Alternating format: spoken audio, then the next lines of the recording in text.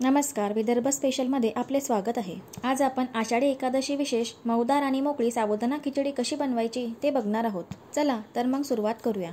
सर्वात पहिले मी साबुदाणा छान 2-3 पाण्याने धुवून रात्रभरासाठी भिजत ठेवला होता। आता हा छान भिजला गेला आहे। साबुदाणा छान भिजला गेला तर आपली खिचडी पण छान मऊसूत होईल। इथे खिचडीसाठी लागणारे कच्चे बटाटे आणि मिरच्या मी चिरून घेतले आहे। साधारण 1 वाटी खिचडीसाठी मी 2 बटाटे आणि 5-6 हिरव्या मिरच्या चिरून घेतल्या आणि इथे मी भाजलेल्या शेंगदाण्याचे 1 वाटी कूट तयार करून घेतले आहे। त्यानंतर लगेचच खिचडी बनवायला घेऊया। इथे मी 2 टेबलस्पून तेल टाकून घेते किंवा आपण पळी पण म्हणू शकतो। त्यामध्ये 1 चमचा जिरे आणि चिरलेल्या आपण हिरव्या मिरच्या टाकून घेऊ। मिरच्या आपण आपल्यानुसार आपल्या घरात जेवढं तिखट खात असतील त्यानुसार घेऊ। आता तेलात मिरच्या छान परतून घेऊया। मिरच्या छान परतल्यामुळे आपल्या खिचडीला सुद्धा छान चव येईल।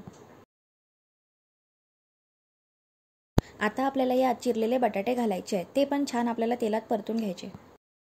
वाफेवरती बटाटे छान 3-4 मिनिट परतू द्या, त्यामुळे बटाटे छान मऊसूत होतील। आपण झाकण काढून बघूयात आपले बटाटे शिजलेत की नाही। बटाटे छानपैकी शिजलेत। यात आपल्याला भिजवलेला साबुदाणा घालायचा आहे। आता हे सर्व छानपैकी एकत्र करून घ्यायचे आहे।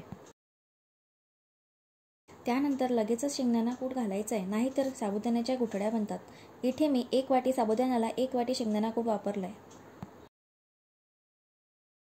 यात आपण आता चवीनुसार मीठ टाकून घेऊया। यानंतर हे सर्व एकत्र करून 5-6 मिनिट कमी गॅसवर छान होऊ द्यायचं आहे। मध्ये मध्ये याला चमचा द्यायचा आहे, म्हणजे ते खाली लागणार नाही। तयार आहे आपली मऊसूत आणि मोकळी साबुदाणा खिचडी। हे खिचडी दह्याबरोबर खायला पण खूप छान लागते। इथे मी उपवासाचे पापड, चकली आणि काही तळलेल्या मिरच्यांबरोबर सर्व केली आहे। कशी वाटली तुम्हाला ही रेसिपी मला कमेंटमध्ये नक्की सांगा। व्हिडिओ आवडला असेल तर चॅनलला लाईक, शेअर आणि सबस्क्राईब नक्की करा। थँक्यू।